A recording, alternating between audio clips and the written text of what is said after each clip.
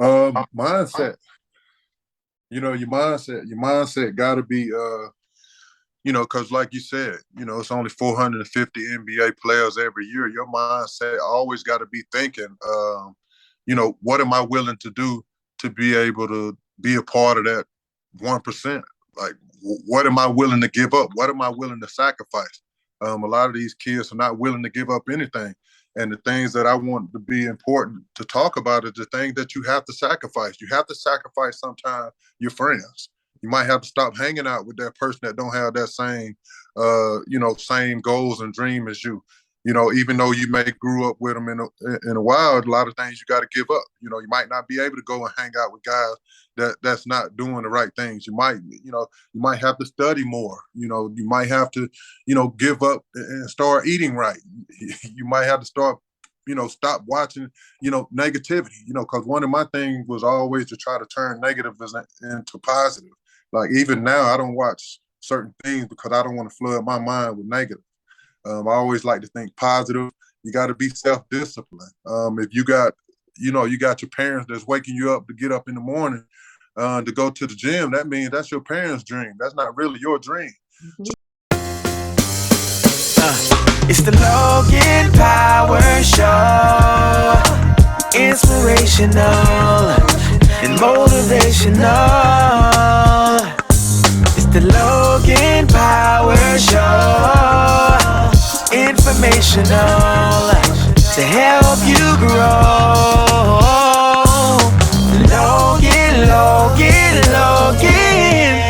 Logan Power Show.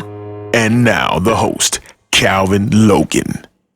Hey everybody, welcome to the Logan Power Show. It's me, your host, Calvin Logan, and we are delighted for what we have in the Logan Power Show. I got with me two powerful guests, one who's been an educator, but has also played on the collegiate level. She's coached on the high school level. She wants to focus more on the training aspect of the youth and put her craft there. And also got me a former NBA player in the NBA as well. He's going to talk about what he has going September the 4th here in the Low Country to explain skills and what we got to get going on. So I'm going to bring our first ladies first. She's big in the Low Country, has a reputation of determination of faith to get to the level. She says, go by Coach. Coach says, the one and only. Coach says, how you doing today? I'm good, man. How you doing? Fantastic. Really quick about yourself. You've played on the collegiate level, had the opportunity to be an educator and for almost 15 years and pretty much said like, hey, I'm just going to focus on my passion. It's helping the youth. What do you think is going to take, I guess, in your personal opinion, from a collegiate level for some of our youth to get to even to the college level? I know a lot of kids, they think like, I'm going to skip it. I'm going to make it to the NBA, or I'm a WNBA if I'm the ladies. I'm going to go overseas. I'm going to make my money. And I ain't thinking about anything else. So what do you think will it take for, I guess, our youth to get to that next level, the next bridge up? There's a few things that it will take. One thing is self-discipline. I think that a lot of kids, they say they want to, go to that next level, but they don't understand what it takes, the work ethic behind preparing to get to the next level. Are you really practicing your skill craft outside of the season? Are you really out here, going to the open parks and working by yourself? A lot of times, I get kids that, say, yeah, I want to play in the NBA. I want to play in the WNBA. And you're in 9th grade. And I'm saying to myself, are you in position to even get looks? Because there's a process that it does take in order to get scouted. And I think the misconception that a lot of kids have is when they become seniors, oh, I can get me a scholarship. Nah, you should have been recruiting, people should have been watching you. These coaches should have been watching you since your 8th grade, even earlier than that, earlier years, so that they can understand that you're not the only kid that has that dream. There are millions of kids around the United States, around the world that have the same dream, but are you really putting that time in? Absolutely. Now for yourself, your collegiate career, how close were you getting to the big stage? I think a lot of times what we don't understand is that people think if I go to the biggest school, that the other places are not there. But if you follow people's collegiate career or people just making it to the big time, it's not always the Division I schools. Right. They could have went to undrafted. They could have, I went this route. I went overseas, and then I got to the big league. So for yourself, being as versatile you've been on the court and off the court, how close were you to actually fulfilling one of the dreams that you wanted to play on the big stage? I think that I've sustained a lot of season-ending injuries. My freshman and junior year in college, I tore both of my ACLs. But that's not an excuse for me, that was my motivation. I really only got an opportunity to play maybe, 1.5 seasons due to injuries. But, I was offered to go to the pre-draft camp for the WNBA by my senior year, but I had to make a tough decision. And a lot of times people say, nah, I would have taken that opportunity. My coach came to me my senior year and asked me, hey, you got offered to go to the pre-draft camp. Do you want to go? And I'm like, yeah, I want to go. But then I had a professor, because of course of travel, I missed so many days of, classes because we were traveling on the road. And I had one professor that said, if I missed another day, I would fail the course. That was my senior year. I want to graduate. I want to get my degree. So it was a tough decision all the way to the last second. And I told my coach, I said, I went to school to get my degree. And, what if, I'm looking at the opportunities. What if this doesn't work out? I would have to go back to college again after that and not receive my degree. So I passed it up and I attended classes, and is it something that I regret? No, because I got my degree, but I'm still working with kids. It's just taking a different route. But was the passion always there to play on the next level? Yes. But at the same time, I had to make a wise decision, and I wanted to get my degree. Absolutely. And if we follow women's basketball, majority percentage of women, 80% or greater, who play in the collegiate level do obtain a 4-year degree and then venture off the WNBA. It's different from the male side to the women's side when they think about development. Not saying that there are some phenomenal freshman women who can probably play some WNBA ball. I'm just saying the way the women development is, get your education, take advantage of what collegiate is going to offer you, and then venture off. Or they say like, hey, just flip onto the pro circuit and go overseas, work on your game, and then come to the WNBA. It speaks volumes for yourself in saying, I'm not taking that big leap of faith on certain things. Because sometimes people say, well, that may not be your path to your journey. But because you graduated from college, you became an educator. And for 15 years, you've impacted the youth in such a way that they do remember you and they want you to come back. And you've done high school. So looking back at your career, and you're still motivating, you're still helping with the Numentality Fitness as you got your business, and you're helping the youth. Looking back of the choice that you've made and thinking about what could have been. Right. Like I said, for instance, for your height, size, think about small forward, maybe looking at the power forward position, WNBA career. Charles Southern University, your stats weren't no slouch, because I tell anybody, getting invited to the pre-draft is not easy. No, it's not. And so thinking about everything that's happened to you in this split moment of your life and where you are now, where are there any regrets? Because I know a lot of times, seeing hindsight 2020, you've been through this. Right. But the other side is, okay, what if that call would have came? Say, I'm a Sparks fan. So, hey, shout out, you be on the LA Sparks. Let's bring it. Bring one home to the Raptors. I'm a big Sparks fan. I'm into Lisa Leslie. I remember Candace Parker. I was mad when she left. She in Chicago Sky. Salute her. But I was upset. I was talking to management, and I said, listen, you're messing with my team now. I need a win. I need a W. So do you ever say to yourself, okay, when I look at someone on the WNBA circuit, I could have been that person watching my game? Of course you have that in the back of your head, but you also look at what, you know, what could have transpired even after your playing career, you know. You see a lot of people now, they leave school early, but they do pursue their degree even while they're playing on a collegiate level. And I salute them because, you know, that's, you know, double the task, especially when you know, in the mindset of our youth, oh, you're a millionaire or you make a lot of money. You don't need that degree. But at some point in time, you're going to retire. At some point in time, you know, you never know if an injury is going to end your career. So what do you have to fall back on? You know, so I think I salute all of those professional athletes that actually go back and get that degree. But do I live in regret? No, I don't live in regret. I take it as a lesson learned, and I take that and I transfer that to the kids. If they are able to get an opportunity to play on the next level, that's a decision that they have to make for themselves. I would never say do this or do that. They have to make a decision with their family. But at the same time, no, I don't regret what I did, because I'm still able to fulfill the love and the passion for the game by giving back to the kids and getting them in position and helping them understand what it takes to really get to that level. So I get a passion from, I mean, I get my reward through these kids when I see them succeed. Absolutely. And then for those who think that Coach says is something that oh, she seemed like a nice person, don't let her fool you now. I've seen some of the tapes and the video. Them I'm kids is passionate, man. sweating. It's all They passionate. losing. They lost about the one kid in the video must lost by 5-10 pounds. I'm telling you, don't let her fool you.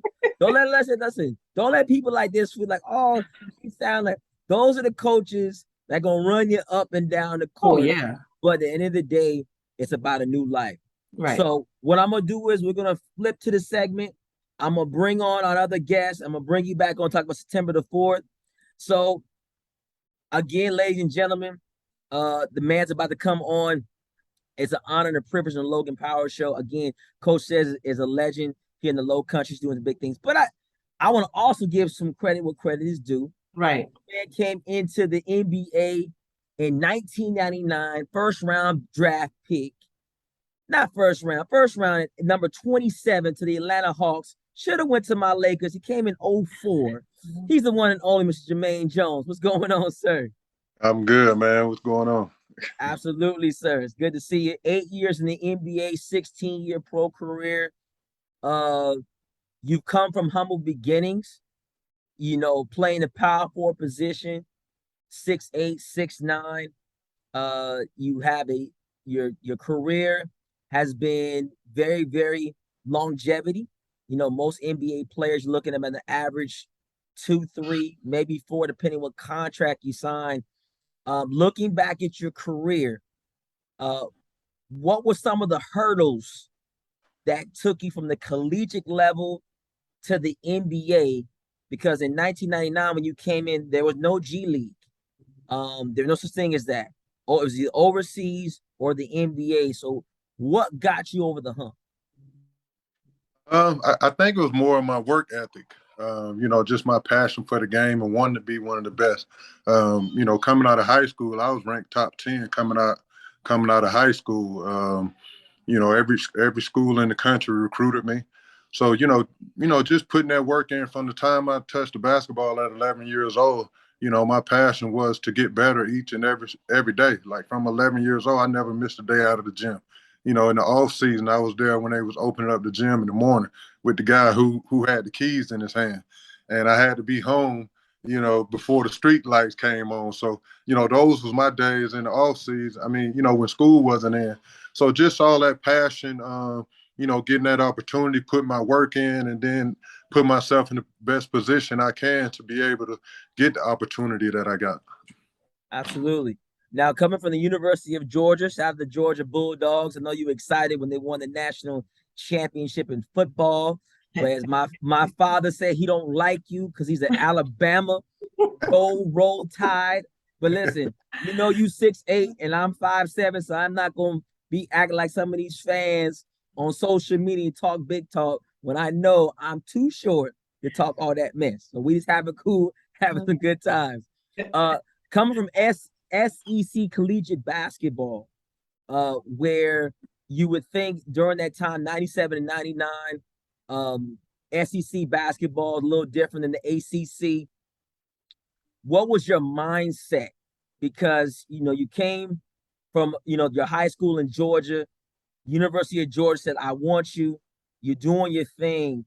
What was your mindset on day one when you said, I'm coming to University of Georgia and I'm going to be dominant in my time there? Well, anytime I got an opportunity to play against somebody else, like no matter what gym I went to, if I went to the same gym every day I felt like I had something to prove because it might be somebody different that's in that gym.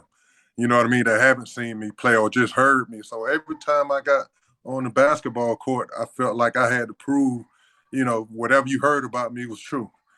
So just going into that, getting that opportunity, I never wanted to fail anybody, including myself. I had high expectations for myself. They gave me the name, the Thrilla From Camilla, when I was going to the, University of Georgia. So, I wanted to uphold that name. And just my mindset was going in from day one. Tubby Smith recruited me. And the thing that made me go to University of Georgia is that, he didn't offer me money. He didn't promise me the world. He told me if I come in and I work hard, then I will get an opportunity to start. That was the only coach that told me that. Every coach was promising me the world, but the thing was, like, I was already accustomed to earning everything that I received. So, to hear a coach to tell me that fit right into what I was, what I've been doing throughout my career. So to be able to go in, my mindset was to do the same things I've been doing, working hard and earning every opportunity that I get. Got it. Now, in 1999, you got the privilege in the first round, the 27th pick, Atlanta Hawks, but then got traded to the 76ers. 99 and 2001. 2001 is one of the greatest runs. Allen Iverson, Dikembe Mutombo, Eric Snow. We talk about guys. You guys play defense. Now you ran against my Lakers, so like I said, there's no hurt, no harm, no foul. But listen. I went to game number 2. Like I said, I still love you now. I still love you because you played my Lakers 04-05. So I still got purple and gold in my blood. So no hurt, no harm, no foul. But learning from yourself, the game of basketball has evolved. When you came in the game, they know power forward, small forward. Their job is, I need you to bang with the big boys. I need you to rebound. I need you to put it up when it's put it up. If you got a 15, 17 footer, if you in the Kevin Garnett, Tim Duncan era, I can step back, I can hit, I can Rasheed Wallace it down, or I can venture out, but a lot of times the game of basketball changed as you came in. Looking back at your career, the teams that you evolved onto, would you have changed anything in your career in the NBA when you ventured in?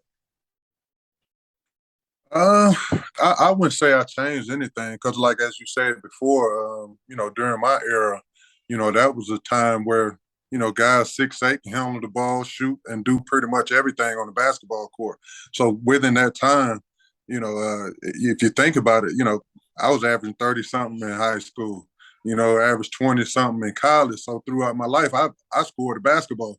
So one of the things I do pride myself in is my, being coachable. Being coachable, my high school coach was always, especially being 6'8" and having a 38-inch vertical, all I wanted to do was dunk. And, my coach came to me and said, look here, man, Jumaine dunks at practice, everybody's getting on the line. Because, Jumaine, you're going to have to be able to, do things better. The next level that you're going on, everybody's going to be just as athletic and people are going to be just as good as you are. You're going to have to develop your game.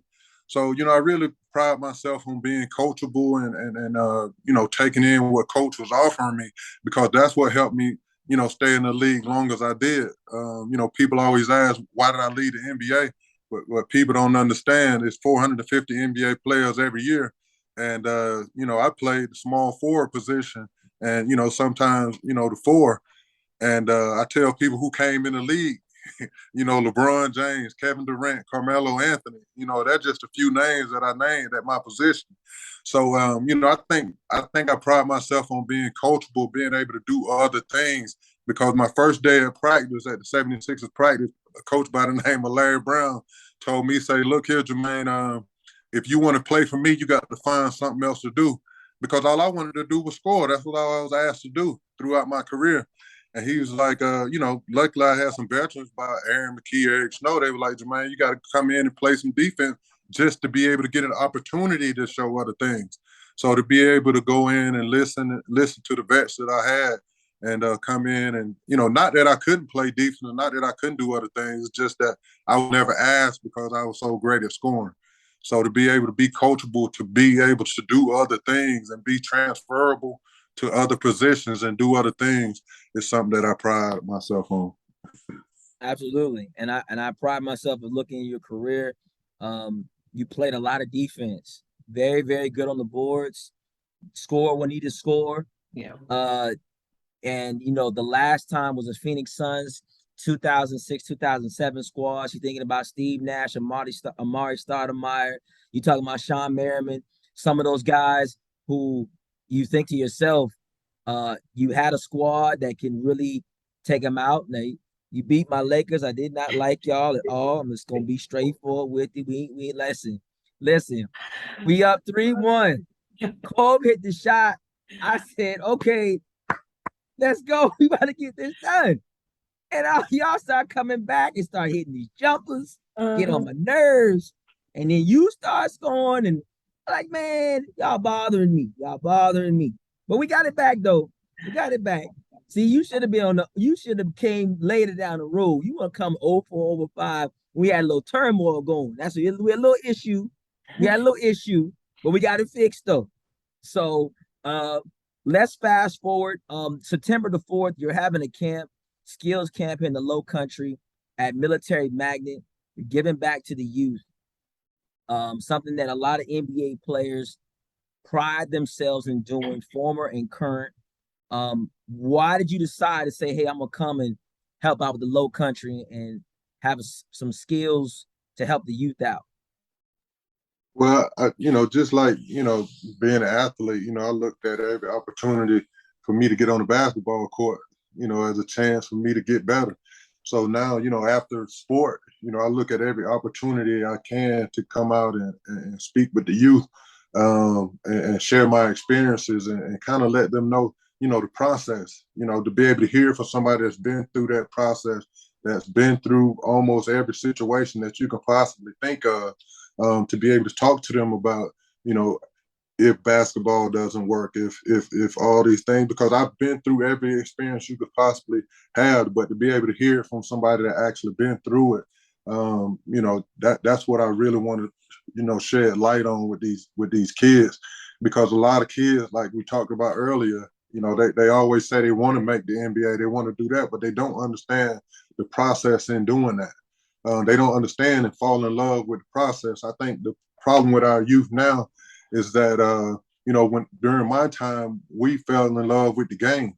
Now I think more kids are more excited about what the game does for them financially, and being able to get the following on Instagram and, the glitz and glamour and stuff like that, which is totally different, and I just be able to come out and speak on that and tell them, the things that I experiences, and if you do, not to tear them down and deter them from their dreams, because I think anybody can accomplish their dreams if they work hard enough, just to be able to give them that percentage and the process, and being able to fall in love with that process to be able to make it, to be part of a 1%. Absolutely. We definitely want to bring in Coach as well. I know you're helping out also with us in regards to September the 4th. You're part of the crew. What made you decide I'm gonna give back to the youth as well? Because when you think about the Low Country, we haven't had a lot of dynamic players that are currently in the NBA outside of Ja Morant. Zion Williamson are the last two South Carolina bred, homebred people that people can sort of identify with, that are homegrown, that are literally say, okay, they're from the Low Country, they're from the South Carolina, now they're rising up. What do you want as a coach to see to get out of the youth to feed into them to make them a better player? I think just to bring the awareness, a lot of times, like I said, with the years I've invested into giving back as far as coaching and teaching, I think that kids, need to understand from those who've already experienced. We can talk firsthand, me as an educator, you're an educator, but, when you have a person like Jumaine that has lived that life, he has a story behind his story. He has that experience of playing in the league. And it's like, you hear that voice. People, everybody, when everybody take that shot, they ball up a piece of paper and they throw it in the trash. What do they say? What's the first thing they say? Kobe. You know what I'm saying? Kobe. You have someone that actually experienced playing with Kobe, and he has a story. I'm not going to share that because that's his story to tell, but he has a story behind that. And so connecting with Jumaine and being able to allow these kids to understand, yeah, you can have this passion and, these goals of, yeah, I want to do this and I want to do that. But we also have to open up their eyes to help them understand, what if that does not happen? What if that avenue is not open for you to play in the league? Because it's only 1%. You go from 8.5 million kids in high school throughout the United States trying to play basketball and make it to the league. You go from 8.5 million to 450. That's a big gap when it comes to trying to get on a squad. So what's your backup plan? So I think bringing that awareness, having Jumaine come in and share his experience and his knowledge with these kids firsthand will actually open up their eyes and bring awareness to the fact that let's have a backup plan. Not only just say you can make it, but what else can you do besides play basketball, play a sport? Absolutely. And to piggyback, I want to bring Mr. Jumaine on in regards to, you mentioned a Kobe Bryant story. Definitely, Kobe Bryant has been an idol to a lot of players throughout the league, not just the NBA, the WNBA, soccer, you name it. So I'm gonna let you have the floor to tell your story, tell your side, any kind of important stories, because the players that you've experienced and played with, you've had the experience of, let's go through it. You had the Allen Iverson, you had the answer. Somebody who, somebody can testify they've had a chance to play with him. You've had the LeBron James. You've had the Boston Celtics with the Paul Pierce. You've had the opportunity, the Kobe Bryant. You've had the Steve Nash, the Amari Stoudemire's. So tell us your Kobe Bryant story, because I think if anything that we haven't heard, we'd like to hear from a different perspective. So the floor is yours, Mr. Jones. It's great to even get an opportunity to play with such great players that you just named. But, Kobe was definitely different from them all. To watch him day in and day out, to see the work that he put in, just being a part of that 1%. And one of the regrets I've always had was that I didn't work as hard once I made it. Once I got into the NBA, I didn't really work that hard. And then to be able to get that opportunity to play with Kobe Bryant, to see the everyday process of greatness, going into practice an hour early, to be able to see him in there drenched in sweat. Nobody knows what time he got in there. During the NBA, we're playing 4 or 5 games out of the week. We're going to see Kobe Bryant coming in, practicing, not missing practices at all, coming in and treating practices just like he treats the game. You don't see that out of your superstars. Kobe come in, he worked his butt off. He comes in earlier, the first one there, the last person to leave. He holds everybody accountable. If he can come in, he feels like everybody can come in and work on their craft. Just his mentality for me was just different, to be able to watch him do the weightlifting, how he carried himself off the basketball court, how he held everybody responsible for everything, even off the basketball court. Preparation, like he even wanted to talk to players about, how is your preparation? Because he had a path and like studied this game for so long, to be as great as he was, even to watch him during the games, and I can remember this game like it was yesterday. We was down 3, and Rudy Tomjanovich was our coach at the time, and to be able to see him come into the huddle was like, Kobe, this is what we're gonna do. to get you this 3-pointer. We're going to try to tie the game up and go into overtime. Rudy drawed up the play, and, Kobe looked at it, and he took the board. He erased the play. Like, no, that's not the play that I want. So he drew up the play, like, well, Jumaine, you're going to do this. You back screen here. I'm going to come off this screen, and then I'm going to hit this 3, and then we're going to go into overtime. So as a player, we're looking around to see what the coach is, what his response is going to be. And he looked around, was like, well, all right, let's run it. So long story short, we run the play and ran it to perfection. Kobe hit the 3, and then we went into overtime. And it's just the fact that really speaks volumes on somebody that really studied the game, because as players, we don't draw our own plays up. We don't study the game that much into that where, we're thinking at the end of the game, like, this is how I'm going to be able to get off this and be able to get my shot off.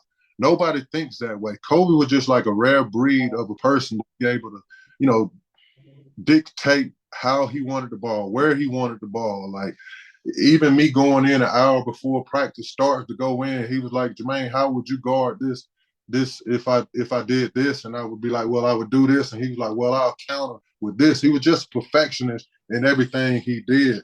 So just, just his mentality, the way he approached the game, I think, people need to hear how much he put into the game, because I've worked my butt off to be able to be part of that 1%.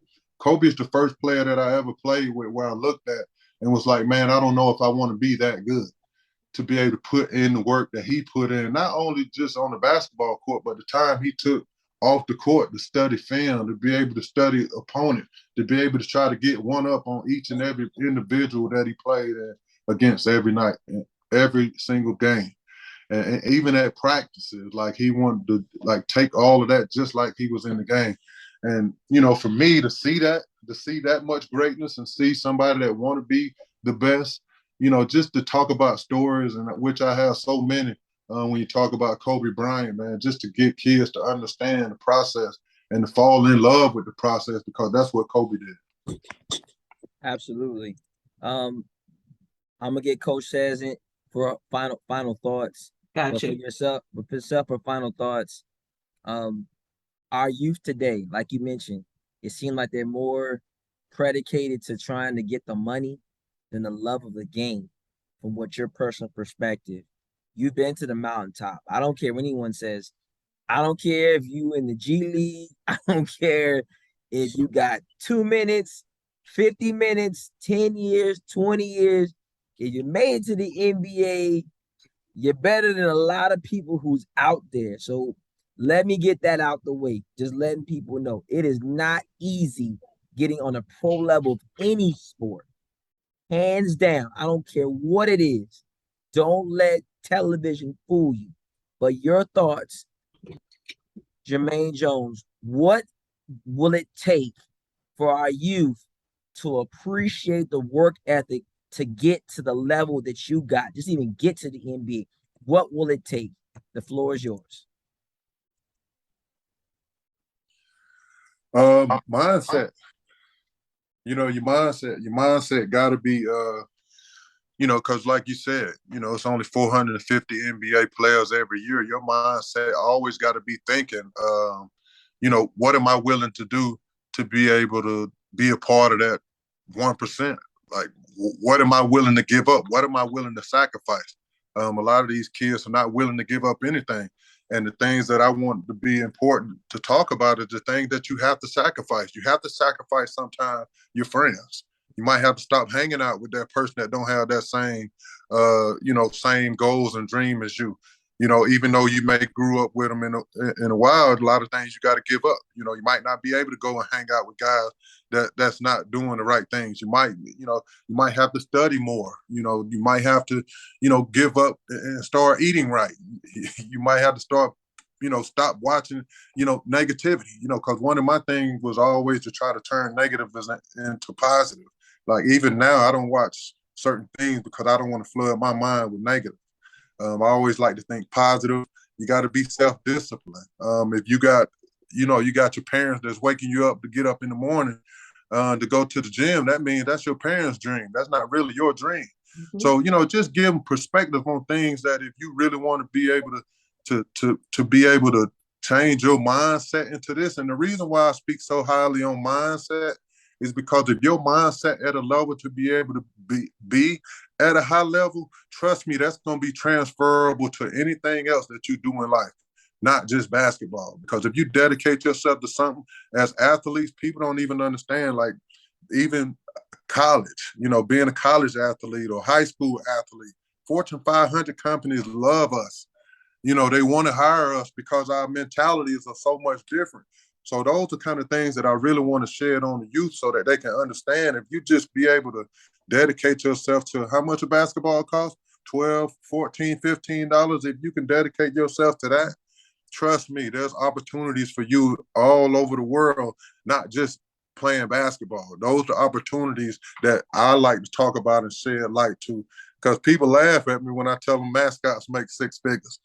You know what I mean? But that's opportunity around the game that you may love, and that's something that I've seen and witnessed, people that, had big dreams. And, even now with the NIL deals, people getting paid all of this money, but they still got to be in that 1%. So you can be able to sign all this money you want to with these NIL deals, but then what happens when you still don't be a part of that 1%? And then there's going to be other mental health issues that's going to be coming around that, needs to be talked about. A lot of that awareness need to be discussed, need to be prepared about a lot of things when basketball stop bouncing, because it's going to stop bouncing at some point. What are your plans once that happens? What are you going to do, when you get this money, and if you're going to college and you're a high level athlete, if you got an NIL deal, what are you going to do with the money that you have? So a lot of this, stuff I like to talk about decision making. I like to talk about financial literacy, entrepreneurship, ACEs. A lot of people that went through, had some trauma, because I feel like anybody that has any kind of success, they had to go through something and they had to be able to overcome it. So one of the things I really want to talk to the youth about not getting down on things that may happen. Everybody have their different situations. Don't allow your situation to be your destination, because you got to have resiliency in anything that you're doing, and not just sport. Anything you want to be successful at, you got to have resiliency and not get down on things that's going to deter you, because it's only deterring you. It's not stopping you or blocking you from your dreams. So those are the kind of conversations that we really want to have with our youth, to be able to change their mentalities and not try to make excuses about things that's happening, because everybody that's successful have a whole lot of stories that they can talk about, things that kind of deterred them from doing things. But once you fall down, you got to keep getting back up and not making excuses, because you can be one of those people that's telling the stories like we're going to be telling. Right. Absolutely. And bringing it on to you, Coach says, what do you want to have impacted what do you think the youth need today? Since you are an educator, you're a coach, now you've ventured off a full-time training with your business. What do you think the youth need today to be successful, to get to that mountaintop? To piggyback off of Jumaine, the mindset. The mind is a control center for everything that you accomplish. And I think if they develop that mindset of what they want to accomplish as far as setting goals, I think that when they put the work ethic behind that mindset, they'll achieve any, goal that they set for themselves. A lot of times we sit up here and we have a TV mindset. We see what's on TV and this is what we want. We want to live that lifestyle. We want to have the big house. We want to have the nice cars. We want to have the jewelry. But at the same time, you got to put a work ethic behind it.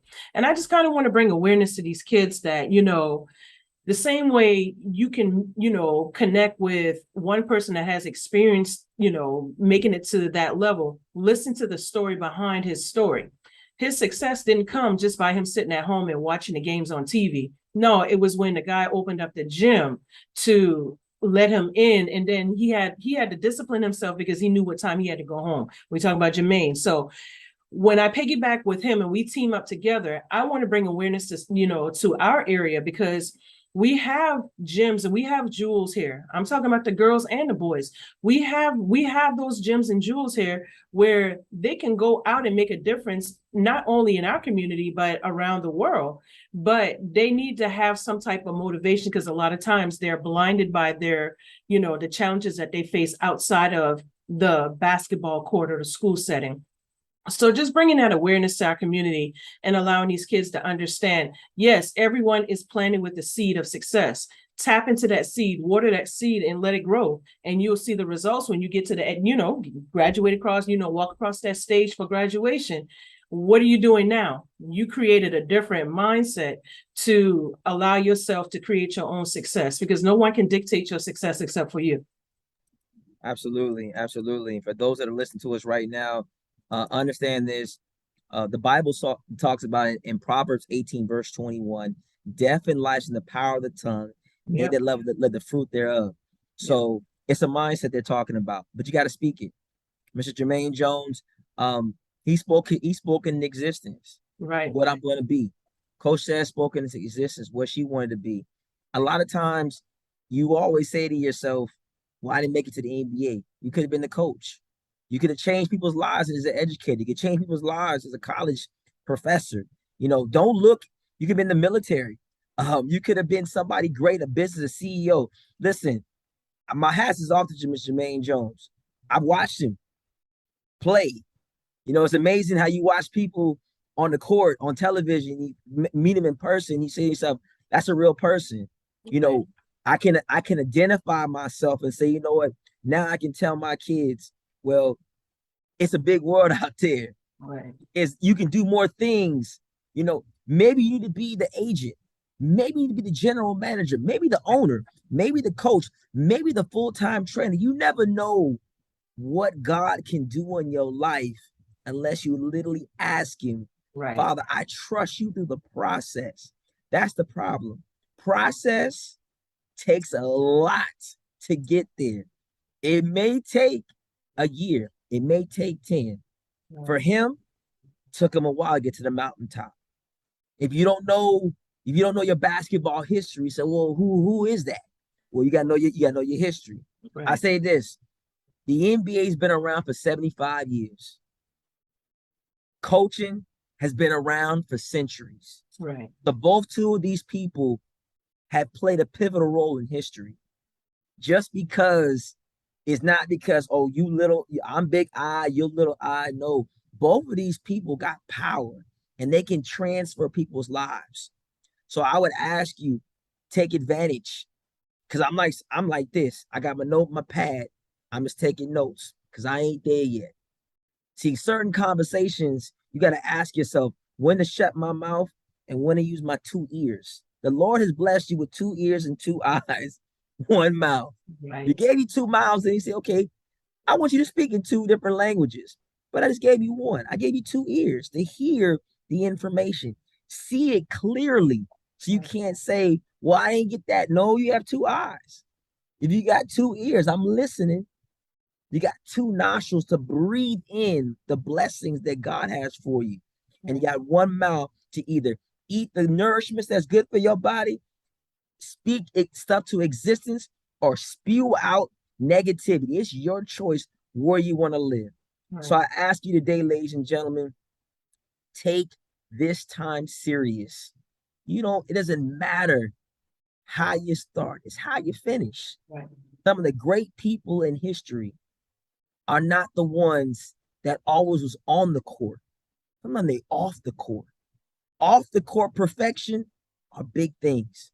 So let's keep these 2 lifted up in prayer because they're going to impact the youth. The youth of today, they want it quick, fast, in a hurry, like the internet hitting the enter button. Right. But the reception is not always the same. So let's move it forward, family. Let's trust the Lord. To God be the glory. So the time I got Ms. Calvin Logan Powers from Nationwide, Worldwide. We love you. See you soon. Thank you. It's the Logan Power Show. Inspirational and motivational. It's the Logan Power Show. Informational, to help you grow.